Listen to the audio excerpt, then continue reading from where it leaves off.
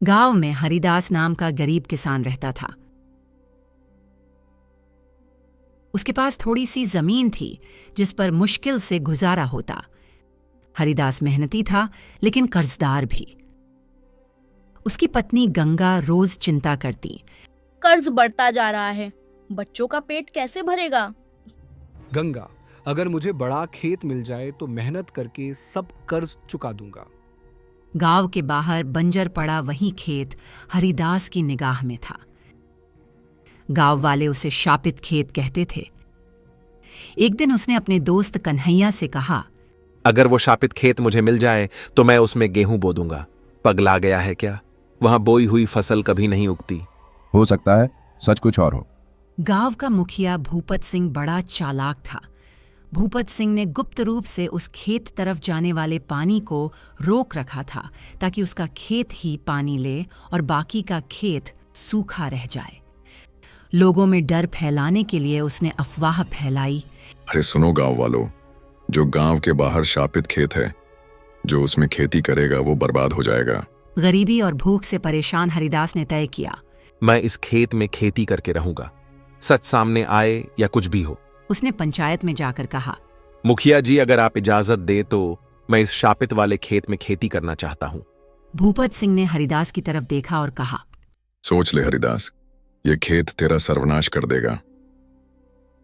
हरिदास ने खेत में बीज बोने के लिए खेत को तैयार करने लगा।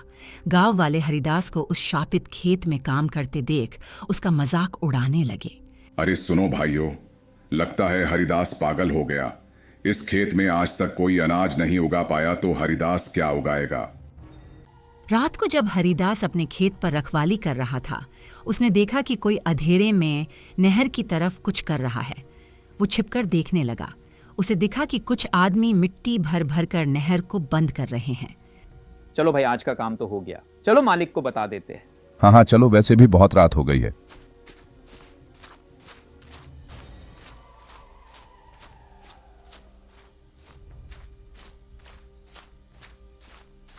हरिदास भी ये सब कौन कर रहा है ये जानने के लिए उनके पीछे जाने लगा।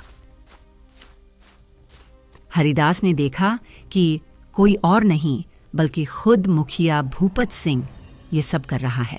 भूपत सिंह कह रहा था, अगर पानी उस खेत में पहुंच गया तो हमारी चाल धरी रह जाएगी। मिट्टी डालो ताकि पानी हमारे खेतों की ओर मुड़ जाए।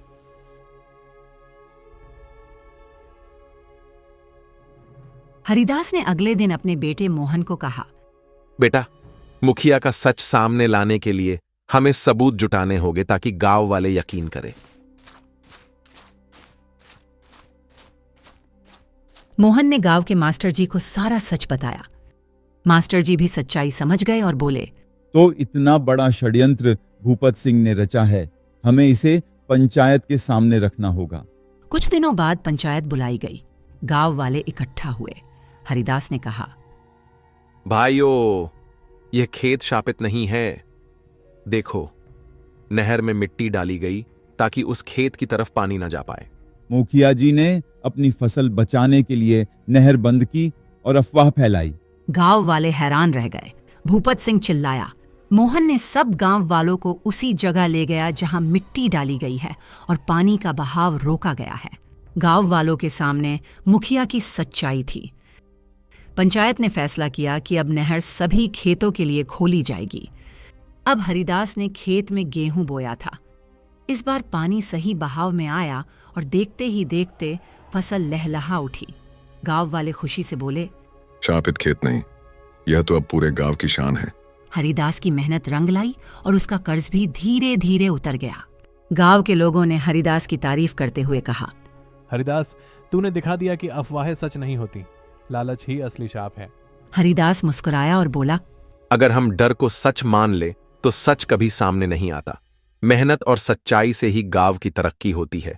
अंधविश्वास और अफवाहें अक्सर लालच से पैदा होती हैं।